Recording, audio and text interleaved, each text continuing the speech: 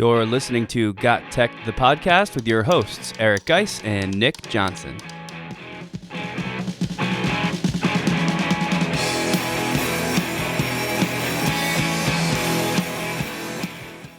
Welcome back to GotTechED the Podcast. This is episode 94 called 12 Websites That Teachers Should Know About. This is part one of a two-part series where we share 25 total awesome websites. There's something for everyone on this list, K through 12, all subject areas, and of course it's another episode you don't want to miss. Check it out.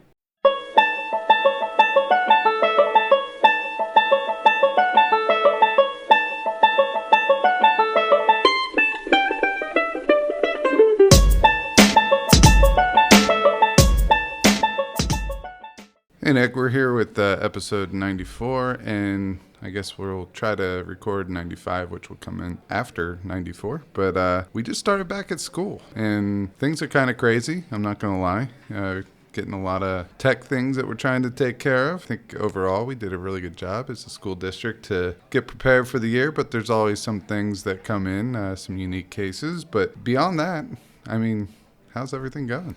Yeah, it's going good, super busy, just like everybody else. It's officially our second day with students in the building. I'm teaching half the day, the other half on tech duty, and just as an example, I spent at least an hour this morning trying to figure out how to help somebody get I think it's called a Promethean board. It's like a smart board without having the smart board, how to get their pen up and running so they can use it as a mouse. So we're just sort of putting out all these little fires that go along with each start to the school year. I noticed today was like way slower even than yesterday was. Yesterday was really busy and there's a ton going on. But I think we made it through pretty solidly, and hopefully that'll cool off and we can start focusing on bigger picture stuff again soon as these things calm down. Yeah, just to give you a little clue of how busy it was, I had my fitness watch on yesterday, and it was keeping track of my steps, and between 7 and 3 I did 26,000 steps. So that I was on the move. Projectors, Chromebooks, everything, you name it. It was so much fun. Yeah, I wish I had kept track of my steps from yesterday. I gotta check, but it's a weird kind of fun because you're super busy, but it does feel good to kind of jump in and help all these people out, and it's gonna feel extra good, like I said, to once everything does start to settle in. We are teaching our brand new course together this year, and we're starting to feel that out, which is also super cool. We've mentioned it in the past. It's called World Ready Technology. Basically, we call it a podcasting class, but it can be anything. So we have just met those students and started getting them to think about how they would make a podcast and what it would be about. And even if they want to do a podcast, I know some kids have already mentioned that they're thinking about creating videos and that type of thing. So that's going to be really exciting, and I think it seems like a good group, and I think we're off to a good start. How does World Ready Technology seem to you so far? Great. I think we have a great squad, and I think they all have unique interests, and I think it's going to work out well, and I can't wait to see the content that they produce. But today we're going to swing away from our last couple of episodes really has been about content creation, and today there are a couple in there that might help you out, but today we're going to get back into teaching. These are websites that do things extremely well. Most of them, if not all of them, have some type of a freemium or are completely free. There are a lot of ones that are completely free, which is awesome. But these are websites, lots of them you probably have never heard of, and we're hoping, our goal is for you to have one or two that maybe you could stash in your back pocket for a project or something else. And this is, like I said, we very rarely dabble. I don't say very rarely dabble specifically in the elementary content, but we have a couple that I'm really excited for. My son has been using them. Some I have learned from friends, and others we've explored together, and we're using them. And I think you're gonna really like them. Yeah. So websites only, no programs, no extensions, no apps, no nothing, which is a bit of a change for us. So that's very cool. The elementary theme is a change for us. That's very cool. We always try and loop in as much as we can subject area-wise, but and we have that in this episode too, something for everybody for sure, but it's just the nature of this kind of geared more towards the younger grades. Middle and high school teachers don't check out though, because there is tons of stuff here that I think is going to work across the board. The other thing is this is a two-part episode because we have 25 websites total, and we didn't want to just I mean, barely have time to read their names and then move on. So 94 is part 1 with the first 12, and then episode 95 will be the completion of the list. You can follow GotTechED outside the podcast at GotTechED.com or on Twitter at WeGotTechED. So I'll kick it off with the first one of this episode's 12 with one of our favorites, maybe the best resource that we share with people. It's called slidesmania.com. Slidesmania is a repository of free, completely free, no signups, nobody takes any of your information at all. Slide decks, basically. PowerPoint versions and Google Slides, so whatever you use, it's there. They have just standard presentation templates that you can take, which are awesome and beautiful and professional, and they're there for you. The best part are the other things they have, slide decks that function as games. So, the classic Jeopardy style game as an example where you click different areas of the slide and it navigates you around to other slides based on questions. That, and then 100 more really, really super cool ideas. They have planning templates. I think one of them is like an image of like a set of drawers, and as you click on the drawers, they open, and you can click on files in the drawer, and those files contain whatever you want, information that you can type in. You can use this to run an entire unit of content or have your students take notes digitally on these slides. There's just so many cool things there at slidesmania.com. It's probably the one resource I would recommend everybody check out over anything from this episode. Yeah, for sure. Slidesmania is awesome. Paula's awesome. We always like to give her a shout out at the beginning of the school year because this is something that saves teachers a lot of time, especially if you do not know your ins and outs on Google Slides or PowerPoint. So let's hop into the next one. It's called Get Epic. This is going to be for the younger ages. It's a site that helps boost confidence with real books that students love. You have access to thousands of high-quality books. These kids love these books. I know my son, I made the mistake, or maybe it's a good thing. I don't know. I gave him an iPad to use. He's an early riser. Like, he'll get up at 4 o'clock in the morning religiously. And, Daddy just needs some sleep sometimes, So I told him that he could start reading some books online and watching some stories online and things like that. And he loves Get Epic. So go check that one out, especially the younger teachers. If you're doing a center and you wanted to have a book, maybe you need a break with your voice or something like that, or you have a couple minutes at the end of the day, I think this is a great way of tying over some time for like a 5-minute brain break or something like that. Yeah, that's a great resource. Get Epic. Didn't know about it, but I'm going to save that one for myself, definitely, and my family. The next one we've got is another classic, I think, called TeacherTube. If you didn't know that there's pretty much a version of YouTube out there specifically for educators, you should know about it. That's kind of how you can think about TeacherTube. So just like YouTube, it's a video sharing website. It's specifically designed for those of us in the educational industry, so mostly teachers, and doing exactly what you would think, sharing video, but there's also audio, docs, photos, and all kinds of other stuff there too. The nice thing about TeacherTube is you don't have to worry about things you do with YouTube, like appropriateness for school, advertisements, that type of stuff. So it's a little bit safer of a choice, and you know that those things have been put there for and by teachers. So for a lot of us like to use TeacherTube for that reason, just as well as obviously the classroom teaching resources that they now have specifically designed for that, designed for lessons and teacher training, which of course you're not going to get on YouTube as well. So, you can kind of just add this to your toolbox of places where you're going to get classroom video. Obviously, YouTube is great, and there's tons of stuff there. But if you can't find anything, then you're going to want to go check out TeacherTube also, because they have a lot of special things just for us, just for teachers. So that's a great one.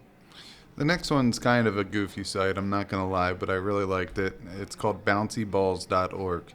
All right, bouncy balls is basically your screen is a whole bunch of bouncy balls or eyeballs or emojis or whatever you want. And it's a website that monitors the noise in the classroom. So if the students are too loud, the balls or emojis or whatever icon that you select they'll move around a lot and act like their head's hurting and stuff like that, and it will say shh on the screen, and it gets the younger. It's a visual for the younger students to let them know that they're being too loud, to be a little quieter. I did try it with my 6'4" or 6'3" and 2-year-old at home. They just laughed. I don't know if they can conceptualize that. My older son got it, and he was quiet for about 2 seconds. But if it's something that your students need, if they need visuals and that helps, this is one for you to check out. So bouncyballs.org. I would even use this with the older kids. Sometimes the high school, middle and high school levels, it might be a little childish for them, but they may even just think it's funny. And it doesn't matter if you just need a noise level meter. That's a great one to use. We also, next here, we've got something called Circuit Construction Kit. This is really cool. Any kind of lesson in the sciences where you're teaching how circuits work and everything is connected.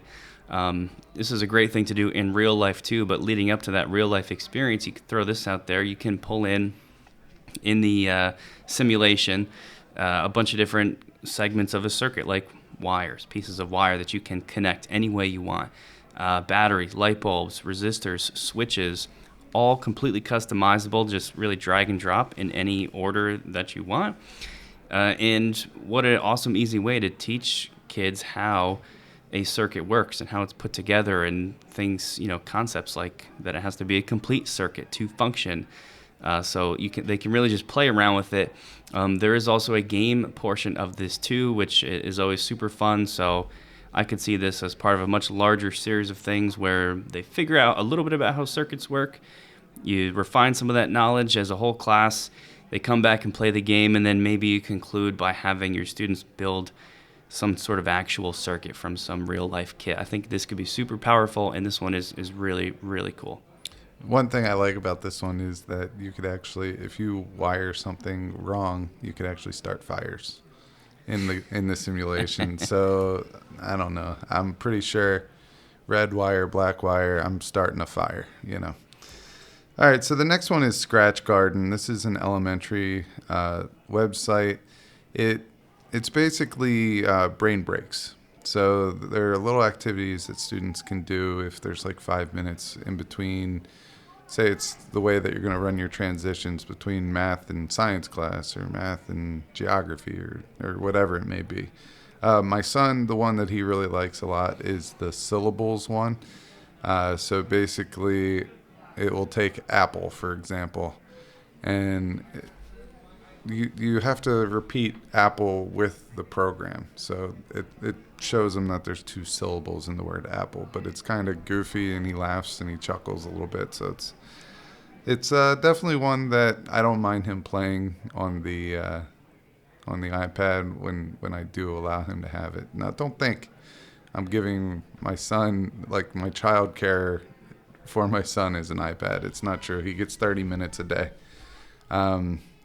If he's lucky, he might get an hour a day, and not all at one time. But this is another one for the elementary age that you should check out. It's called Scratchgarden. Yeah, I mean, all this stuff in moderation, and a lot. You just kind of have to pick and choose what you're gonna allow the younger kids to see and use. And definitely these, if you're gonna do it at all, these are the ones that I would also recommend using. And kind of in a similar vein to Scratchgarden is one called Teach Your Monster to Read.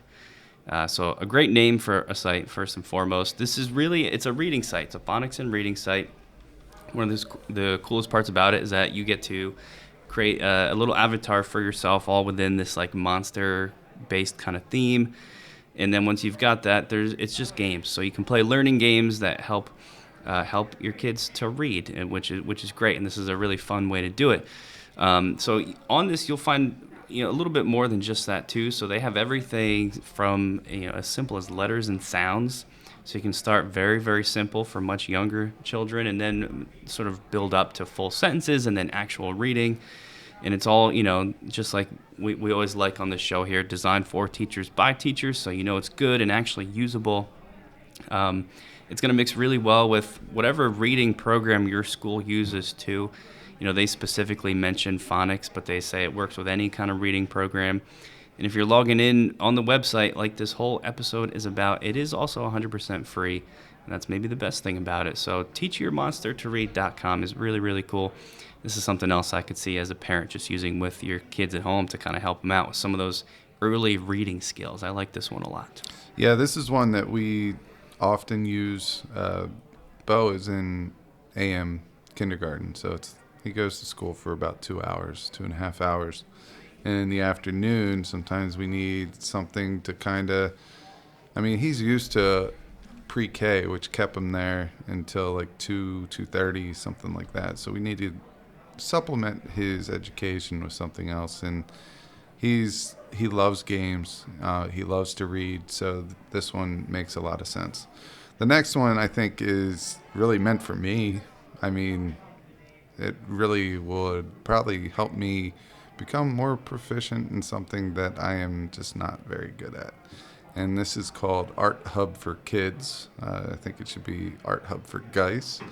But basically what it is it's a whole bunch of direct-to-draw activities. So it might show you how to draw a cat step by step. There are plenty of different examples there. It's going to teach you some drawing skills. It's going to teach your kids some drawing skills. I'm pretty sure if I go into my son's kindergarten class, mine would probably be subpar compared to a lot of, students in there who's probably pretty good at it. But that's called Art Hub for Kids. Yeah, I like that one a lot too. Super fun. And I would think you would at least be on par with the kindergartners, right? Not sub. It's debatable. It's going to be close. So yeah, that's a great one. So is this too. I've actually used this before to check things that I'm suspicious of. We have Plagiarism Detector, and it is exactly what it sounds like. You can find it at plagiarismdetector.net, all one word. The free version of this is the website itself, where you go and simply copy-paste some text into a field that they have on the main page, and then click a button, and it checks it for, across the internet, all of their, whatever algorithm they use to do that, and it kind of gives you a report back that lets you know how likely it is that this has been stolen and where it came from. It's also got a built-in grammar checker, so you can do that too. You can check by URL, so copy in a URL, and it checks things on that URL. And, the free version, like I said, just from the website, there is a pro version if you like it, where you can sort of cut out ads and get more detailed reports and some support that they offer. But that, for me, I just like the free version because it's right there. I go to the website, and, the best part about all these and this one, no signing up, no nothing. It's just there for me to use whenever I need it. So that's plagiarismdetector.net. Very, very helpful. Yeah, I would use this in both ways. I'd use it as a teacher to check, but I would also encourage my students to go with their research papers beforehand, go in and see if there's anything that they might need to go back in and paraphrase a little bit more. I think that's a great learning tool. I know I would have used that during my dissertation if I didn't have another program that we were able to use that was provided by the university. The next one's called NCTM Adjustable Spinner. This one's kind of cool. I could see this being used so many different ways with elementary through 12th grade. So what it is it's like a pie chart. There's several different colors within this pie chart, and you can adjust them, and it's going to change the percentages of how likely it is to come up if it was spun. You could do this to choose groups. You could use this to gamify your classroom in many different ways. You could use this in a math lesson because it says how many spins it popped up on that certain color, what's the experimental percentage, what's the theoretical percentage. So you could get a discussion on that. This could be used in science to portray different outcomes in the lab. Just have them take a screenshot of it or to use the snipping tool to show their experimental data, what they found, and run calculations off of it. It's called Adjustable Spinner within the NCTM Adjustable Spinner website. It's pretty cool. You want to check that one out. This is always something I've looked for and had a hard time finding something that is what I want. And I think what it's got is that customizable piece. So being able to add in as many different, basically pie slices as you want on your spinner, and the sizes of those slices too, you can adjust, which is really cool. So you can give like one slice a greater chance that it gets landed on, basically. So there's even some math applications to this. Also, if you're a teacher who likes to play music in your classroom and you asked everyone which genre of music they like, you could put that in there and be like, we're going to spin the wheel. So, the more people who like country music gets a better chance of that being played that day. I don't know why I just thought of that, but I think that's a nice, fair way of doing it. Yeah, that's great. Just all these classroom decisions where you need something super fair and transparent is awesome. The next one that we've got is called ColoringSquare.com. Everybody's seen color by numbers. Maybe the classic version on paper where you just color in different areas of space on a page, different color, and by the time you're done, it makes a nice picture all colored in. And there's digital versions of that too. I know there's like an app that you can get that's sort of like a relaxation thing where you're literally just tapping different numbers and it changes color and you kind of feel good when it's all done. Well, this is that, except it builds in practicing math problems. So before you get to add the color to a different space, you have to solve some type of a math problem. You can select sort of by grade, so first through eighth, I think is what they offer. So whatever level you're at, you could sort of build this in as like a fun math practice activity in your class. They have all kinds of pictures too. That's the coolest thing about it. And you can let your kids choose whatever they're into: superheroes, Star Wars, Disney, Nintendo, Fortnite, Pokemon, Minecraft, even like just apps. Like I think there's an Angry Birds one. So tons of different stuff on here, tons of different grade levels, and you get to gamify some of those math activities that are otherwise pretty boring, or you might just hand out a worksheet. This at least makes it a little bit more fun. ColoringSquare.com. Another great resource there. I know this is one that we stumbled upon recently, and I have not tried it with my son yet, but he loves the sticker by number, where he finds the number on the sticker and he puts it on the shape that's on the picture, and it makes a picture at the end. I think he's probably done about 40 of those books since he was 3 years old. So I don't see why not using this with math facts, why that wouldn't be cool to him as well. The last one for the day is called teacherstarter.com. This is an elementary based school resources site.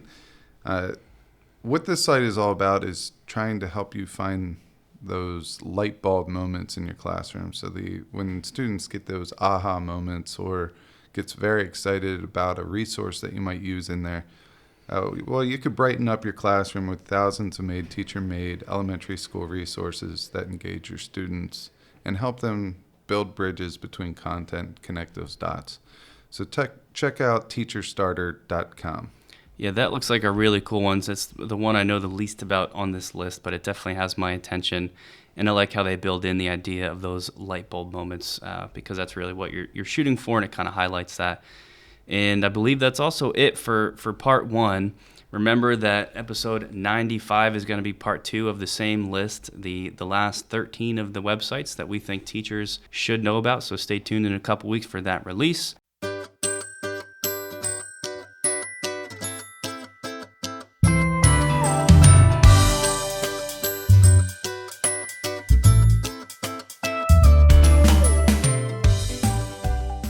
Just like always, we need you guys to do us some favors. If you're a listener of the show, if you're a fan, any kind of listener, really, just help us out. And there's a couple ways that you can do that. Of course, subscribing is the best. So if you listen on Apple, subscribe there. Spotify, same deal. Google Podcast, Stitcher, YouTube, and so forth. We are also across all social media platforms. Twitter's the main one, so check us out there. Apple Podcast reviews are really great if you don't mind writing one of those. And GotTechED.com is where you'll find this podcast posted, along with many other resources, blog posts, articles, and all sorts of stuff that we do and publish. So you can tell your friends about that also. And as always, thanks for listening. Thanks for listening to GotTech the Podcast. Remember to subscribe to our show and follow us at We Got Tech on Twitter so you can stay up to date with the latest episode releases, blog posts, product reviews, and PD announcements. You can also follow Geis and I individually at Geis Got Tech and at Nick Got Tech on Twitter or on Instagram at Nick Got Tech. Finally, remember to check out our website, GotTechED.com, where we post all our episodes, articles, and resources available to you for free. Until next time.